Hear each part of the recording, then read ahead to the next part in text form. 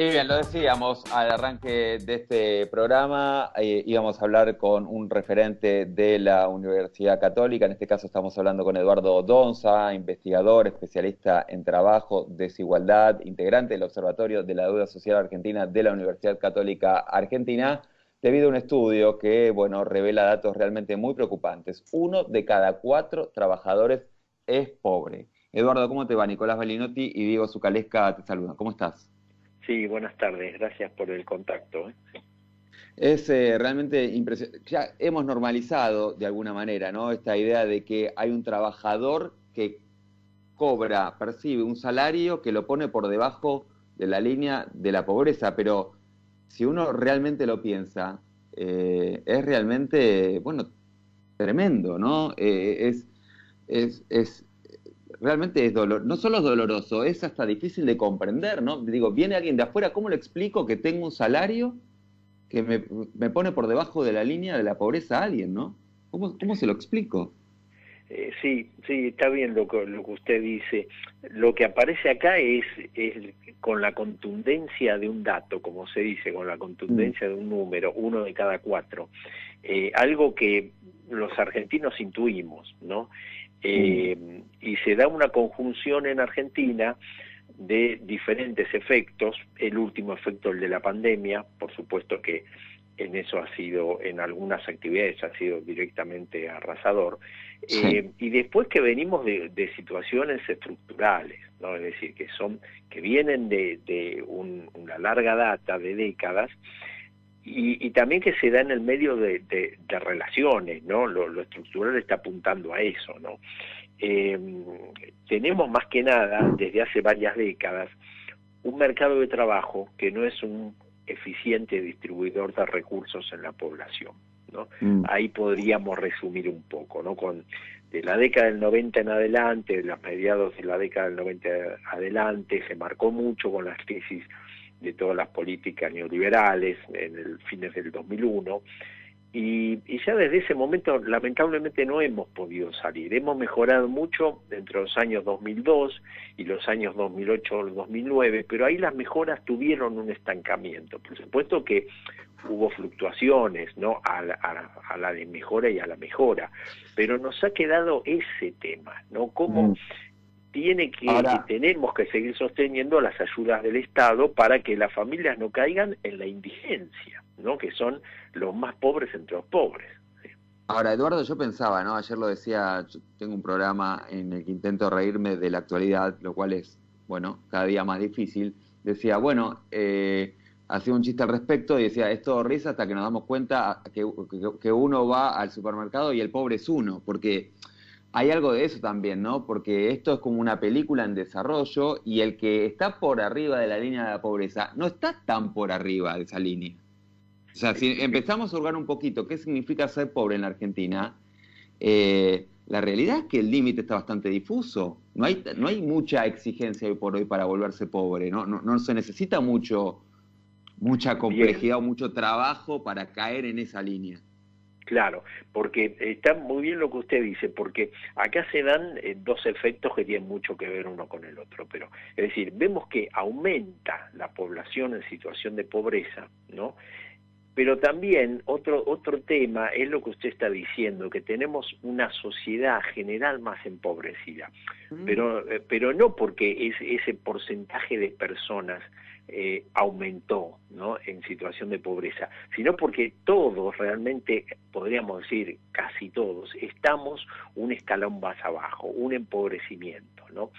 Eso se da también por una cuestión que pasa solamente en pocos países, que es una inflación tan elevada, ¿no? Que claro. tenemos, ¿no?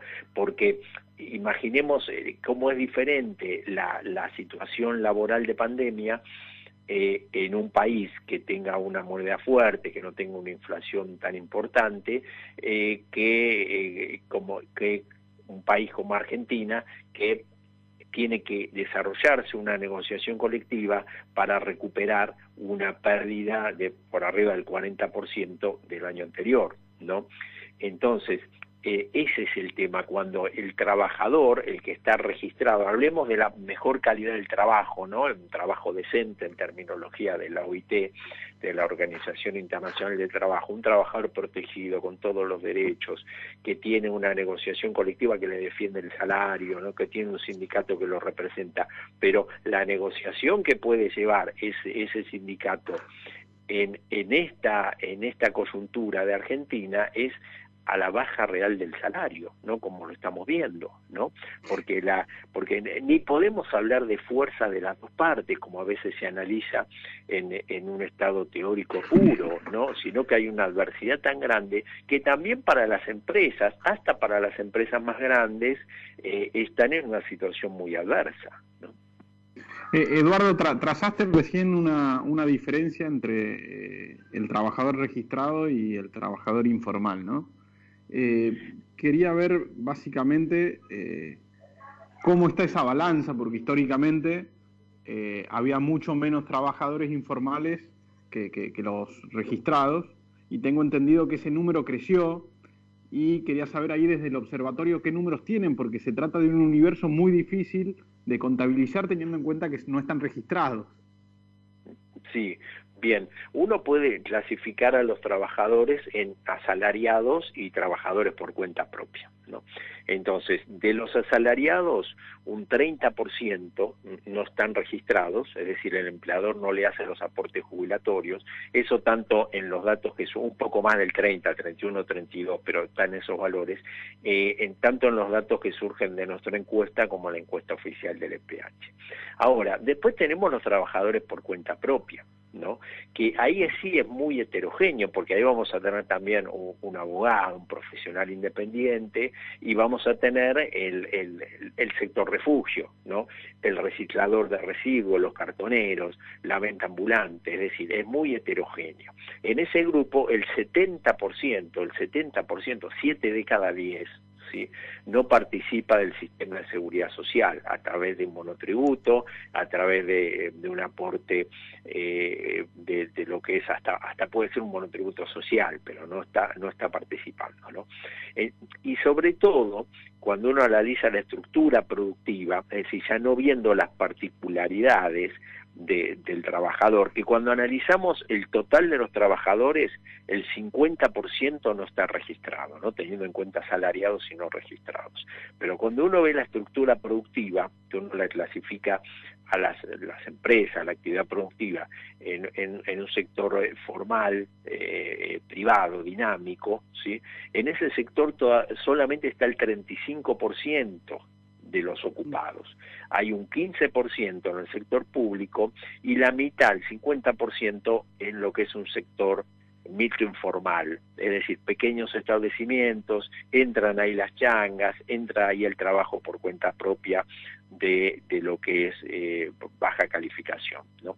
Un problema muy serio en Argentina es como venimos teniendo desde hace muchas décadas una estructura productiva que es desigual, ¿no? Como hay un sector más dinámico, que paga buenos salarios, que tiene un trabajo eminentemente registrado, que tiene alta productividad, y hay otro sector que se convierte en sector refugio de todos esos trabajadores que no consiguen, ¿no?, ese empleo de calidad, ¿no? Eduardo, y ese es uno de los problemas más serios. De empleo de calidad y pandemia, ¿no? Hay mucha gente, yo soy uno de ellos, que está trabajando en la casa, ¿no? Y se habla de un fenómeno a partir del cual las empresas se están dando cuenta que seguramente hay mucha gente que no van a necesitar, porque, bueno, hay un cambio en la metodología de trabajo, se habla de por ahí alguna cosa medio home office, un híbrido entre presencialidad y no presencialidad, achique de empresas por situación general, que ha producido la pandemia y demás. ¿Cómo imaginás, ¿no?, estos números que realmente son muy graves, a partir de que muchas empresas incluso digan, bueno, la verdad que ya me arreglo con menos recurso humano de que tenía antes? ¿Cómo imaginas? ¿Qué impacto puede tener todo esto en esos números que ya estamos viendo? Sí, lo que sabemos que va a ser diferente, ¿no? El nivel de impacto todavía no lo podemos estimar, ¿no? Porque lo que usted dice con respecto a las empresas, las decisiones empresariales, el riesgo también que puede sentir el empresario que tiene que generar un puesto de trabajo, de si vuelve a pasar lo mismo en algún momento, y yo tomé un trabajador hace poco, si no le va a hacer cambiar también una decisión de inversiones. Es decir, es un escenario complicado, ¿no? El que nos viene por delante, ¿no? Y sobre todo en algunos sectores va a haber muchísimos cambios, ¿no? Hay todo un sector que hay que ver cómo se reestructura, el que está muy golpeado ahora, en lo que es todo lo que tiene que ver con el turismo, lo que tiene que ver con la gastronomía. Lo vemos día a día cuando salimos un poco a caminar cerca de nuestra casa, ver cómo algunos comercios ya no están abiertos desde hace tiempo, ¿no? Como algunos cuando se ve que o tuvo que renovar alquiler o dijo, bueno, aguanto un mes, 2 meses más, después no pudo aguantar más, ¿no? Entonces va a venir una reestructuración, ¿no? Y además esa reestructuración viene con algo que a nivel casi mundial ya tenemos muy atrasados, que es todo el trabajo de plataformas, ¿no? Es decir, todo Eduardo, lo que es, ahí te interrumpo ahí apenitas porque creo que diste en algo que iba a preguntar antes de que Diego te lleve a esto tan interesante de qué es lo que se avecina. Y acá en la Argentina, cuando hablamos de reforma laboral, inmediatamente nos remite a flexibilización de leyes, de normativas, pérdidas de derechos. Se me ocurre, a ver, que es tan profunda esta crisis que posiblemente amerite que reformemos la legislación laboral sin que signifique pérdida de derechos o flexibilizar normativas, pero sí para atender aspectos nuevos del mercado del trabajo. Por ejemplo, los trabajadores de las aplicaciones, beneficios para la gente que registre a trabajadores informales. ¿Se está trabajando en algo de eso? ¿Crees que es viable encabezar en este contexto una reforma laboral, no como la de los 90, sino algo más ayornado?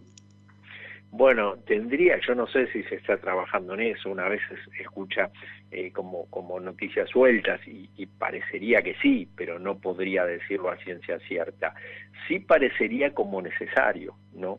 La premisa que tendría que ser que los trabajadores no pierdan derechos, ¿no? Y que las decisiones también pasen a niveles de convenios, ¿no? Es decir, no hablar de flexibilización, ¿no? Porque eso nos trae no malos recuerdos, sino también una mala práctica que se dio, ¿sí? Pero sí darle la posibilidad, ¿no?, de que algunos gremios con las cámaras empresariales negocien, ¿no?, algún tipo de institución, ¿no?, que sea la que permita generar empleo, ¿no? Otro tema muy importante es el de la economía social, ¿no? Gran parte de estos trabajadores que decimos del sector microinformal están en una parte de la economía social que hay que colaborar con ese tipo de economía por diferentes estrategias, como puede ser financiaciones, capacitaciones, desde el Estado organizar también la parte de logística para que puedan comercializar, ¿no? Hacerles conexión tanto entre ellos como con el resto de la economía, ¿no? Porque no nos podemos poner o pensar en una tesitura que estos trabajadores de los que estamos hablando, que los más precarizados, ¿no?, que ya vienen desde, podemos decir que una tercera generación, ¿no?, de trabajadores precarizados, que esto es una trayectoria y que después van a pasar a ese sector formal de la estructura productiva, ¿no? Entonces lo que vemos, algunos los enunciaron ustedes, yo puse lo de economía social y hay otras cosas más, son líneas de acción, ¿no? Es decir, no es que no se pueda hacer nada, sino que va a haber que hacer muchas líneas en muchas temáticas diferentes y puede ser que de ahí en adelante, con políticas que de Estado, esto hay que marcarlo mucho, con políticas de Estado que sean consensuadas entre los actores de la producción, ¿no? Y que todos estemos convencidos, ¿no?, de que es lo mejor, ¿no? y sabiendo también que lamentablemente no hay un esquema de que todos ganan, ¿no? Los que se sientan en esa mesa a negociar, a planificar un país a futuro, un país que sea productivo, un país que tenga en cuenta la diversidad territorial, que tenga en cuenta las economías regionales, esto es importantísimo. Los que se sientan ahí sepan que van a perder algo, pero que va a haber un futuro de certeza y un futuro de confianza, que es también lo que nos falta a los argentinos, ¿no? Sí, dale. Adelante, Viento. Bueno, quería preguntarte, Eduardo, yo tengo la sensación, más allá de que se suele hablar de los 90, obviamente, ¿no? Lo que pasó en el 2001 es consecuencia directa de las políticas aplicadas, perdón, a mediados de los 90, pero que esto que vemos, esta pobreza estructural de la que hablabas al comienzo, es, digamos, de alguna manera, es hija de el 2001. Y la verdad es que yo tengo miedo de avisorar y pensar cuál será la hija de este 2021, ¿no? En términos de pobreza, porque estimo que se sumará a la que ya existe. ¿Vos ves esto también? ¿Vos imaginás que dentro de 20 años, vos imaginás cómo va a ser la Argentina dentro de 20 años? Bueno, yo trato de imaginarla diferente. Y trato yo complejizo más lo que vos decís, lo complejizo con un interrogante, sí, en realidad. Para eso te llamamos. Yo digo, después de 20 años, ¿no? ¿Podemos seguir diciendo que es hijo de? ¿No? Lo primero que lo hice fui yo, cuando hice una descripción dije después de las políticas neoliberales con la crisis del 2001, y estoy hablando hace 20 años. Es que, Eduardo, ahora, el interrogante, ¿no? Que nos tiene... Perdón, la población económicamente activa, de la que buena parte da información, este informe que hicieron ustedes, habla de gente que tiene entre 35 y 40, 45, que son probablemente hombres y mujeres que tienen hijos chicos, ¿no? Digo, los pibes que hoy vemos prácticamente sin posibilidades, de entre 15 y 20 años, son los hijos de aquellos que entre los 30 y 40 en el 2001 se cayeron. Por eso pienso en términos de hijos también, hago ese paralelismo. No, está bien, pero yo lo tomé más por el hijo de... Está buenísimo esto que... Yo lo estoy diciendo como... yo no lo traté, está bien, te entendí también, pero yo lo que trataba de decir es la consecuencia de, ¿no?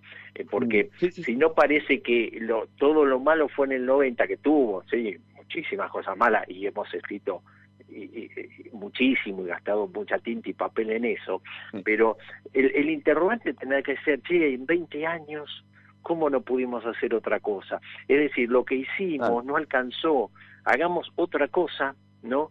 Que lo que hicimos estos 20 años, porque si no, vamos a seguir sumando frustraciones, ¿no? Y muchas veces uno que ve a veces como ciudadano, que es como una mochila, ¿no? Con algo que va a explotar, y se la van pasando unos a otros, ¿no? Entonces ahí yo lo que es un poco también provocador el tema, ¿no? Porque yo adhiero totalmente, ¿no? A lo que dijiste, pero es un poco provocador, ¿no? De decir, ¿por qué no hacemos otra cosa?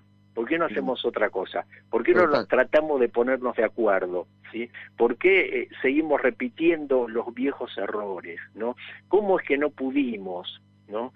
Hacer otros planteos? Y ahí tendría que venir ese desarrollo de políticas de Estado, qué tipo de desarrollo queremos, qué potencialidades tenemos.